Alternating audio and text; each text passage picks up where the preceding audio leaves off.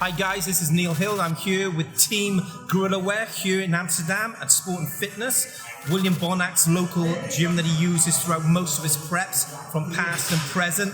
We're exactly 10 weeks out from this year's Arnold Classic, 10 weeks out from the 2019, and obviously there's a lot of pressure riding on the success of William going into next year's show. But anyway, we're here today with Team Gorilla Wear. We're looking forward to educating all you guys and girls around the world with some great content today here live in one of our live workouts with William Bonac. So I'm with William, and I'm also here with Kendrick, which is William's training partner, which William's been training with for the last number of years now. So anyway, we're going to get on with it. No more bullshit.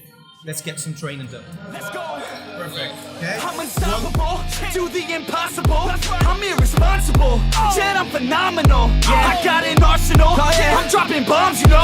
No, I'm not stopping, no. Let's go. Conquer the obstacle. To the top, here I go, think I'm chosen to be the king. Okay guys, so it's really important before you go into any working sets, and working sets basically means you go into a set where you're going to be given 100%, okay? It's really important that you warm up first. Now that doesn't mean you have to warm up with every single exercise, but it does mean the first exercise that you perform, you need to progressively go heavier and heavier.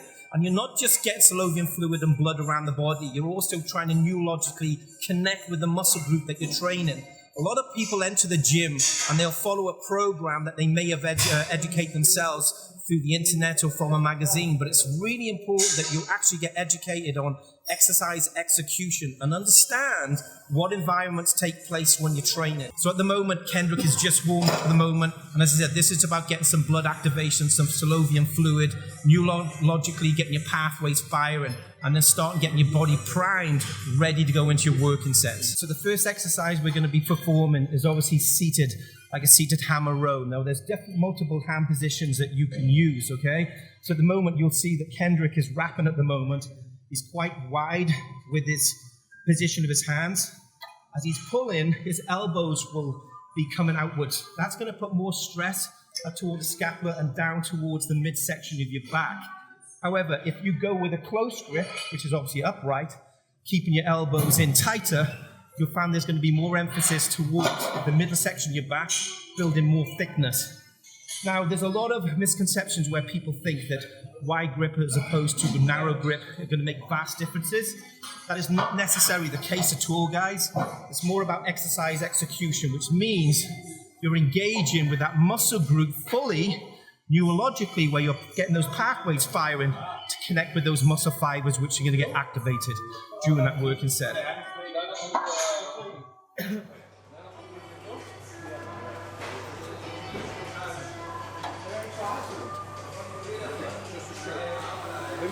To the top, here I go, think I'm chosen to be the king of rock, think the people have spoken. I can hear the tick-tock of the clock, I'm in motion. So now I'm gonna pop, causing all this commotion. Yeah, sometimes I think that I'm unstoppable. Yeah, ready to go, man. Okay, so there's multiple forms of what would be like a low pulley seated row. This is concentrating on our lower and mid section of our back, guys. Okay, so most tension you're going to be concentrating on keeping your scapula together, which is your shoulder blade, and the emphasis is going to be here.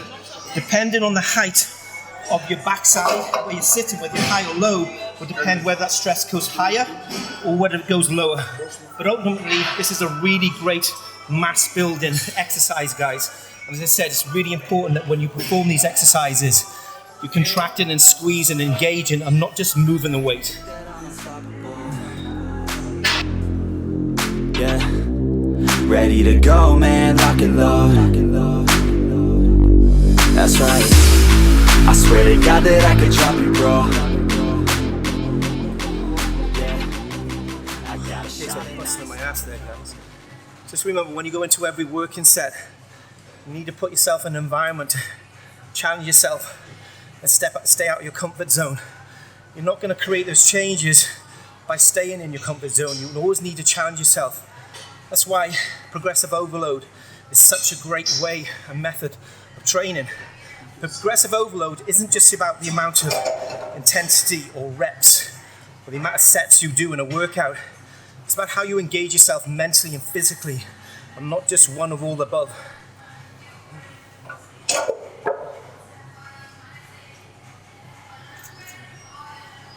Good, come on, William.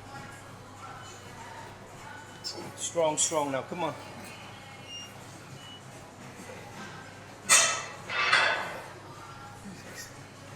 Okay guys, so when it comes to exercise selection and also sets and reps, the amount of reps and sets you do in relationship to that exercise, it's also gonna depend on how much you'll get an emphasis and how much you're squeezing, contracting and engaging with that movement. So what I mean by that is that, yes, it's very easy for myself to write a program for you guys and girls to follow at home. But you might find that some of those exercises that you perform biomechanically, they don't align with yourselves. So you might find that certain exercises work for you better than others. That doesn't mean that you should be neglecting certain exercises, but it does mean that exercise execution should be number one.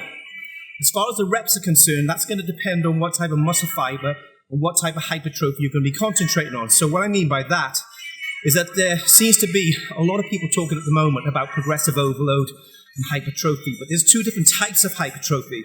There's myofibrillar hypertrophy, which is associated with low repetitions, and the sarcoplastic hypertrophy, which is associated with higher repetitions. Sorry if I'm breathing pretty heavy, guys, because I'm busting my ass in the workout, and that's exactly what you guys and girls should be doing at home as well.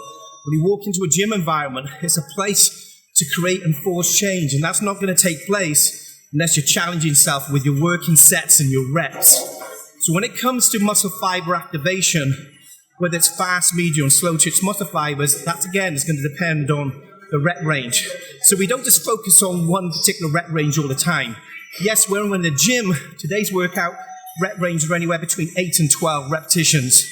So we're concentrating on myofibrillar hypertrophy and we're concentrating on fast twitch muscle fibers, and we're trying to get engagement and making sure neurologically we're really engaged with the exercise, because a lot of people put too much weight on the machine, they perform too much weight on an exercise, and they disconnect in that engagement in the muscle group that they're training. I know that I'm unstoppable.